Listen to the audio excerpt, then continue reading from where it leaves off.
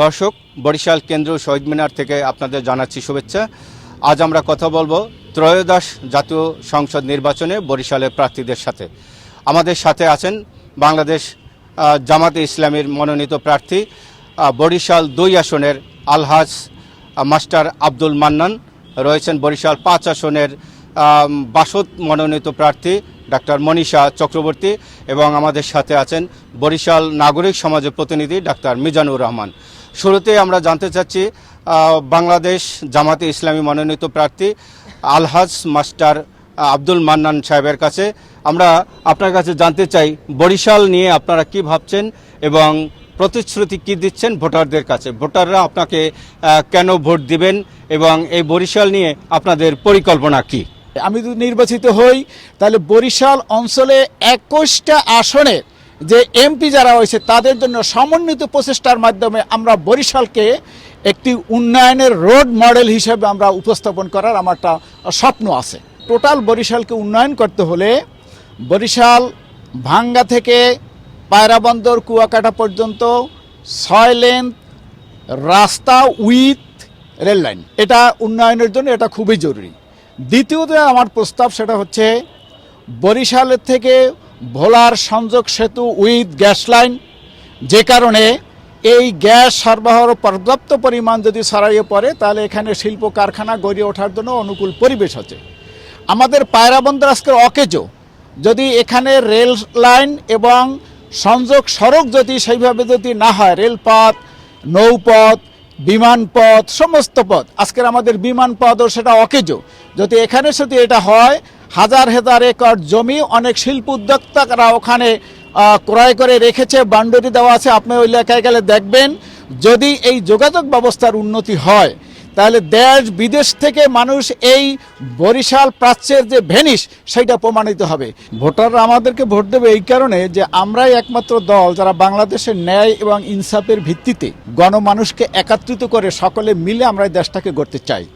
চাঁদাবাজ, সন্ত্রাস, দুর্নীতিবাজ, রাহাজানি, হত্যা, ধর্ষণ, মারামারি, কাটাকাটি, খুন খারাপি থেকে একটি সোনার বাংলা উপহার দেব আমরা। এই কারণেই জনগণ আমাদেরকে ভোট দেওয়ার জন্য উৎসুক হয়ে আছে। এবারে আমরা কথা বলবো বাসদ মনোনীত প্রার্থী ডাক্তার মনীষা চক্রবর্তীর সাথে। আপনি জানেন পদ্মা সেতু এবং পায়রা বন্দর হওয়াতে বরিশাল অপার সম্ভাবনা রয়েছে। সেক্ষেত্রে বরিশালকে কিভাবে আপনারা সাজাতে চান এবং জনগণের সাথে আপনারা কি প্রতিশ্রুতি দিচ্ছেন এবং আপনার বাস্তবায়নে আপনারা কি ভূমিকা রাখবেন? ধন্যবাদ আপনাকে। প্রথম কথা হচ্ছে যে আমরা আসলে শুধু প্রতিশ্রুতিতে বিশ্বাসী না, আমরা কাজে বিশ্বাসী। আমরা এতদিন ধরে আপনারা জানেন বরিশালে এখন সব প্রার্থীরাই এই সমস্ত কথা বলবে, কিন্তু আমরা কিন্তু ভোলার গ্যাস নিয়ে ধারাবাহিক আন্দোলন করেছি, পুলিশের মুখোমুখি দাঁড়িয়েছি।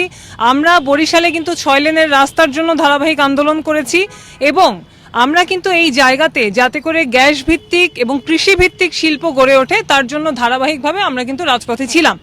এবং আমরা বারবার বলেছি যেটা যে পদ্মা সেতু হওয়ার পরে 105টা নতুন রুটের গাড়ি এখানে যুক্ত হয়েছে, কিন্তু 6 লেনের রাস্তাটা না হওয়ার কারণে দুর্ঘটনা বেড়ে গিয়েছে। আমরা কিন্তু প্রত্যেকটা বিষয়ে ধারাবাহিকভাবে সোচ্চার ছিলাম। ফলে আমরা যে প্রতিশ্রুতি দেব সেটা কিন্তু আমাদের সংগ্রামের মধ্য দিয়ে আমরা ইতিমধ্যে প্রমাণ করেছি যে বিষয়গুলি নিয়ে আমরা কনসার্ন। একই সাথে আমরা বলতে চাই যে নারী বান্ধব শহর, নারী বান্ধব জেলা, নারী বান্ধব নগরী এইটা গড়ে তোলার জন্য আমরা কিন্তু খুবই বদ্ধপরিকর। এবং আপনি জানেন যে এখানে কিন্তু আমরা পাবলিক টয়লেট থেকে শুরু করে নারী বান্ধব ডে কেয়ার সেন্টার, কর্মজীবী নারী হোস্টেল তৈরি করা, নারীদের কর্মসংস্থান তৈরি করা, সে বিষয়ে কিন্তু আমরা ধারাবাহিকভাবে একটা পরিকল্পনা উপস্থাপন করেছি, দাবি জানিয়েছি। আমরা আরও বলতে চাই যে বরিশালের আমরা মনে করি সবচেয়ে বড় সম্ভাবনা বন্দর বা সেতু না, সম্ভাবনা হচ্ছে পর্যটন। বরিশালের যে নদী, এই নদীগুলিকে, খালগুলিকে যদি সংরক্ষণ করা যায়, সচল করা যায়, খনন করা যায়, এখানে কিন্তু একটা সারা বিশ্বের মানুষকে আকর্ষণ করার মতো একটা পর্যটন কেন্দ্র গড়ে তোলা সম্ভব। আমরা মুক্তিযুদ্ধের চেতনাকেও ধারণ করতে চাই, আমরা গণতন্ত্রকে ধারণ করতে চাই, 71 এবং 24কে ধারণ করে বরিশালকে আমরা একটা আধুনিক জনগণের ক্ষমতায়নের শহরে রূপান্তরিত করতে চাই। এবারে আমরা যাব বরিশালের নাগরিক সমাজের সাধারণ সম্পাদক ডাক্তার মিজানুর রহমানের কাছে। আমরা তার কাছে জানতে চাই যে আপনি তো শুনছেন প্রার্থীরা তাদের প্রতিশ্রুতি দিচ্ছে, পরিকল্পনার কথা বলছে, তা আপনি একজন নাগরিক সমাজের প্রতিনিধি হিসেবে প্রার্থীদের কাছে আপনার প্রত্যাশা কি চাচ্ছেন আপনি প্রার্থীদের কাছ থেকে? আসলে নির্বাচন আসলে প্রার্থীরা তাদের যে মানে তাদের স্বপ্নের কথা বলেন, তাদের পরিকল্পনার কথা বলেন, কিন্তু মানে বাস্তবে সেটা আসলে কখনোই বাস্তবায়িত হয় না। আমাদের বরিশালের জনগণ সবসময় আসলে অর্থনৈতিকভাবে মানে নিম্ন আয়ের মধ্যে আসলে সীমাবদ্ধ। এখানে স্বাস্থ্য সেবা বলেন, এখানে যে মানুষের যে আর্থিক অবস্থা বলেন, সেটা সবসময় আসলে বাংলাদেশের মধ্যে সর্বনিম্ন অবস্থান করছে। কাজেই এই অঞ্চলের মানুষের, শ্রমিকদের এবং কৃষকদের যে মজুরি, সেই মজুরি আসলে বাংলাদেশের মধ্যে সবচেয়ে নিম্ন অবস্থায় আছে। কাজেই এখানে মানে এই অঞ্চলের মানে মহিলা শ্রমিক, পুরুষ শ্রমিক সহ কৃষকদের যে মজুরির একটা ন্যূনতম মজুরি নির্ধারণ করা দরকার। এবং আমার প্রত্যাশা থাকবে যে শ্রমজীবী মানুষের যে আর্থিক অবস্থার যদি উন্নয়ন না করা যায়, তাহলে আমরা যত কিছু উন্নয়ন করি তাহলে বাস্তবে এই অঞ্চলের মানুষ এটা ভোগ করতে পারবে না। কাজেই এটাও আসলে এই অঞ্চলের প্রার্থী যারা নির্বাচিত হবেন তাদেরকে এই মানে আমাদের এই অঞ্চলের মানুষের যে শ্রম মজুরি, সেই মজুরিকে আসলে একটা মানে সহনীয় পর্যায়ে তাদের নিয়ে আসা দরকার। আর বরিশাল শহরের মধ্যে দিয়ে 22টা খাল যেটা মানে নষ্ট হয়ে গেছে, ভরাট হয়ে গেছে, দখল হয়ে গেছে, সেটাও আসলে উদ্ধার করার মধ্যে দিয়ে বরিশাল নগরীকে পর্যটন নগরী হিসেবে গড়ে তোলা সম্ভব। কাজেই বরিশালের যে 22টি খাল পুনরুদ্ধার করার মধ্যে দিয়ে এই শহরকে আসলে প্রাচ্যের ভেনিস হিসেবে যে শহরকে আগে বলা হতো, সেই তার পূর্বের যে ঐতিহ্য, সেই ঐতিহ্য ফিরে আনার জন্য আমি এখানে যারা আগামী ত্রয়োদশ সংসদ নির্বাচনে যারা অংশগ্রহণ করছেন তাদের কাছে আমি জোর দাবি জানাচ্ছি। ধন্যবাদ।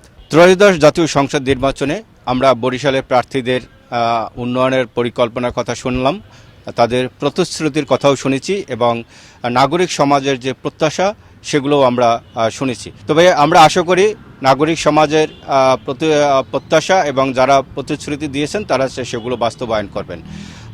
দর্শক, আমরা বরিশাল থেকে সবাইকে জানাচ্ছি আন্তরিক শুভেচ্ছা ও ধন্যবাদ।